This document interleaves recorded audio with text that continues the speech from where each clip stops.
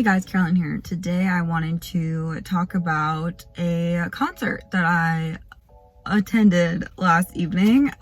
It was the Monsta X Live with Love concert that they streamed last night, and I wanted to kind of give my experience on it because I feel like we're in a period, we're gonna be in a virtual concert thing at least until like the beginning of next year. So I wanted to kind of talk about virtual concerts and my experience with it, because to be honest, when COVID first happened and everything became a virtual concert and a virtual fan meeting, I was not a fan.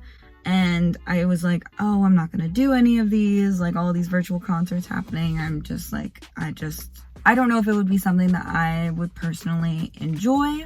It's not really for me. I'm not really a live stream. I don't really watch concert DVDs. I don't know. I just like being at concerts, and I was like, I don't know if this is just gonna make me sad. And then Monsta X released one, and well, Super Junior did first, and it was on like a Sunday night into a Monday, and I was like, I cannot watch your concert at 1 a.m. on Monday morning. Like, I have work.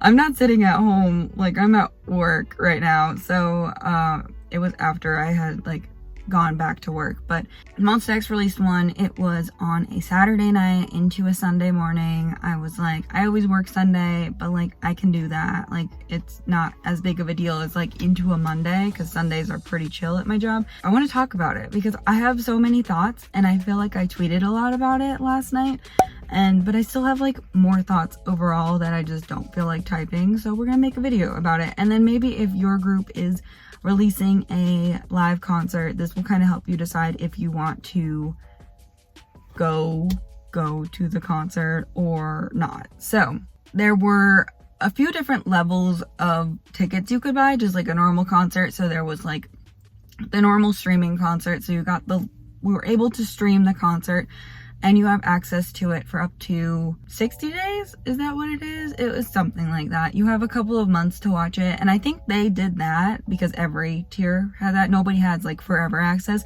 I think they're going to try to release a DVD at some point of this concert, which would be normal for Monsta X. And I think they just don't want anyone to have access to it forever. They want people to buy the DVD. So there's that. That's one, I think that's why they did that. But then there was like another tier where you could get a couple of merch items, and then there was the tier where you got like 3 different merch items, and then there was the highest tier, which was like ultimate VIP, but it was like you could have a 30-second call with one of the members, like a fan sign, like all the fan signs have been, it was like that. But yeah, you could choose one member and do like a meet and greet with them for like 30 seconds or whatever. So I ended up choosing the second tier, which was you get a couple of the merch items and the 60-day streaming access, whatever.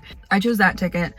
I chose that one because I, one, have not done any virtual fan signs because I'm terrified of them. I'm absolutely terrified of them. Would never. Sure, Jan. Would never. Like, they make me so nervous. I was trying to buy Treasure's album on K-Town for You, and I was like, there has to be a way for me not to be entered into this virtual fan sign because, like, I don't want it. I don't want it. I did not want that. Also, had this merch been made by Starship Entertainment, I probably would have bought the next tier up, which was like 3 merch items. I think the difference was like a mask or something. I don't know. It was like 2 merch items versus 3 merch items. So if this had been made by Starship, who makes gorgeous concert merch, they make amazing concert merch. I love Starship's concert merch. That's one of the only few positive things I'll ever say about Starship Entertainment. They know how to make awesome merch. Was not made by Starship. This was made by Epic Records, and the way I know is because it looks like a bad Hot Topic level merch, and I just am not a fan of that, and so I don't like it at all. They didn't even, there was no like, there's a postcard set, but it's the same postcard set that they sold a couple months ago at the pop-up store, which I guess if you didn't get it at the pop-up store, this is a good place to get it. But I already have those postcards, and there's no like photo card set, and there's like, the water bottle is kind of cute.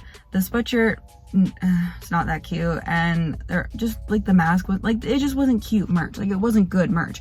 I chose the second level merch because I think the third thing was the mask, and I was like, I really don't want the mask. I want whatever the other two things are. I'm pretty happy with that decision. I don't think I would have chosen anything else. Like I just said, I wasn't a big fan of the merch, and I didn't want the fan sign, whatever, meet and greet thing, because I am terrified. I'm not terrified of in-person meet and greets. There's something about the phone that just like weirds me out. Also, I have bad internet connection, and it would have been at 2:30 in the morning for me, and I'm just like not about that. So, and I watched this in my pajamas with no makeup on.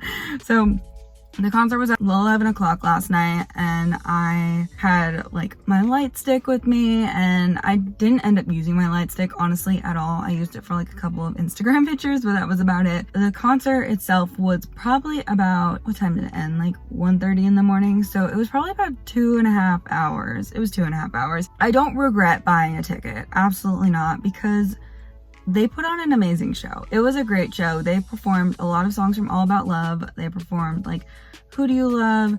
I'll go ahead and post the whole set list here. But they did a bunch of All About Love stuff. They did 2 songs from Fantasia, which I was shocked that they didn't do more than 2 songs from Fantasia. So they had Fantasia and Flow were the 2 songs they performed. They also performed Follow. Then they performed Dramarama, which, like, when was the last time they performed Dramarama on like a world tour set list like that? It's been forever since Dramarama. Was Dramarama on it last year? I have to go look it up, but I don't think so. They also performed Shootout and Hero. Shootout, I don't know why they chose. That was kind of weird. And then Hero, I know they probably chose it because it's a classic. They perform it at like every concert, and also it hit 100 million views. It was their first music video to do that earlier this year.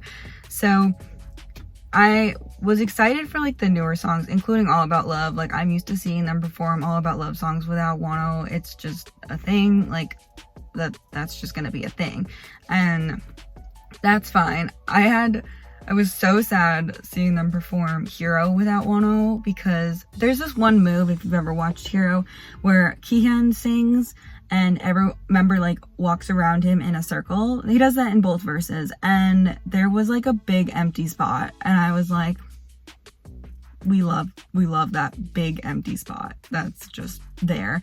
And also, Hero was kind of like Wano's song. Like, Wano was like the center of Hero, the face of Hero. I feel like a lot of people I know watched the Hero music video a long time ago and were like, who was that boy?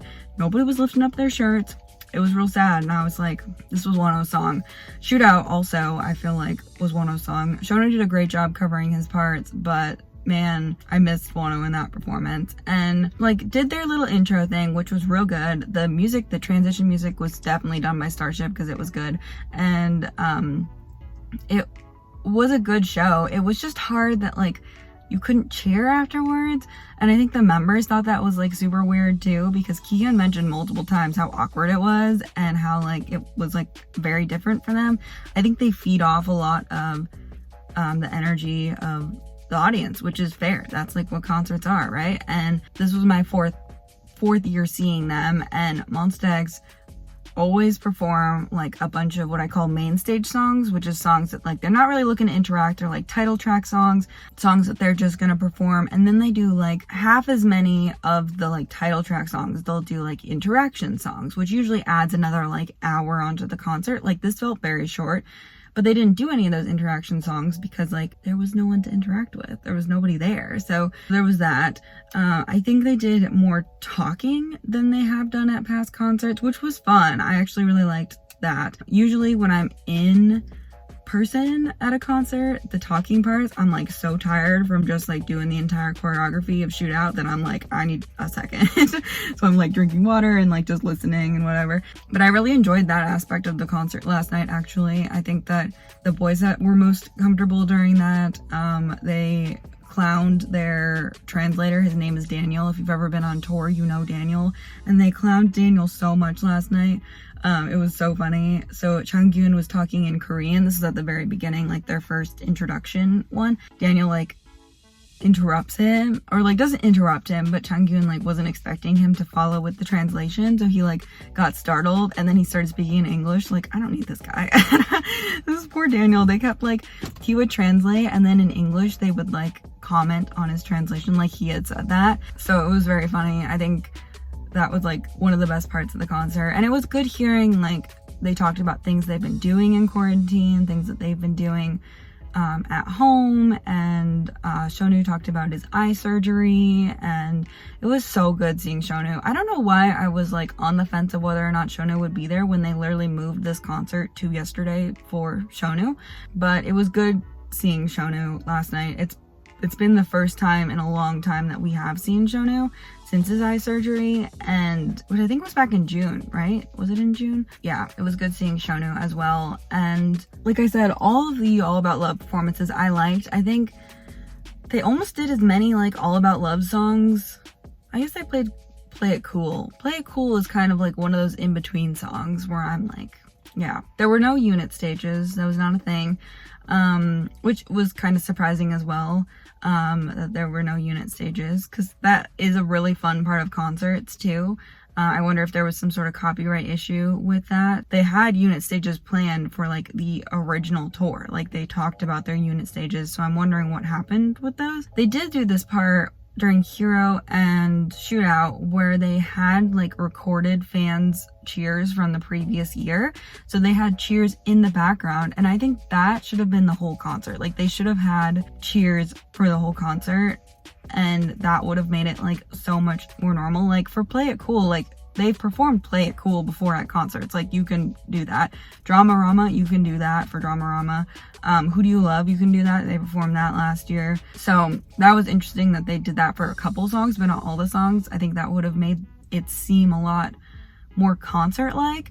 I also enjoyed like having my entire timeline watching it with me, because we were all like commenting on each other's things and talking about what was happening and like in the concert. So that was really fun, because that's a big aspect of concerts for me too, is like talking to people and meeting people. Though these were all like mutuals of mine, but you know, whatever, it was fine. But so that was fun. I definitely think I'll watch the replay, but at some point in my life, it's gonna take like 24 hours, they said, for the live stream to the video to go up, which is fair. Yeah. So then like the encore is always so fun, because we spend like 10 minutes calling them back on stage, and instead they just like left, and then there was this screen that said the encore stage will start soon. We still got a couple of like video interview things, which I thought was pretty cool. Those were really, really cute. Really liked those a lot. And like I said, the interview and the like the talking parts and the videos usually are like my least favorite part of concerts, because I'm like, all these videos I could like watch these at home. Like I'm looking to like, you know, see them talk in person, but maybe because I was already at home, it was like, that's why I enjoyed that part so much. Overall, I think that it was worth my money. It was 2.5 hours. I thoroughly enjoyed myself. It kind of made me miss Monsta X so much though. Like you could tell that the members, especially Kihyun, was like kind of bummed about the whole situation, that they couldn't see Monbebe in person, and it just kind of bummed me out that I couldn't see them in person. And I literally tweeted, I was like, everyone better put their masks on so we can go to tour next year, because I am not doing this virtual tour again next year, even though if it's a thing I probably will, but I would do it again. I would do it again. It just isn't the same. So it like gives you a taste of being the same, but it's not really the same. It was interesting. That's really all I have to say about it. I thought everyone did a great job last night. Changyun was in a mood last night. He was like wildin' last night, and I was like, all right, Changyun, you can relax here. Juhan did great. He was so funny. Shonu was so happy, like so happy, and it was so cute. The members talked about how they have lots of things planned, which was exciting. They talked about, I think it was Kihyun said like they have schedules packed until the end of September currently, so like they're booked and busy, and they've been talking about new English songs and also a new Korean album being released sometime this year. I just filmed a whole video about Wolo, so I definitely think Wano Solo is going to happen, and then Monsta X are going to make a comeback. I don't think those two will overlap at all. But I don't see Wano promoting for more than like 2 or 3 weeks. So definitely think that like end of September, early October is realistic for a comeback. But yeah, I think that's all I wanted to say about the whole experience. Would I recommend it? I would only for like old groups though. Like I wouldn't recommend it for everyone, for every group you see, but I think for old groups, like it is worth your time and money. Tickets were a little pricey, I think, but you know, they were still cheaper than the actual concert tickets I purchased back in February, so we're not that mad about the price. Yeah, that's it for this video. Thank you so much for watching. Let me know what you thought if you went to the concert or if you've been to any virtual concerts yet this year. Let me know your thoughts in the comment section down below, and I will see you guys very, very soon. Bye.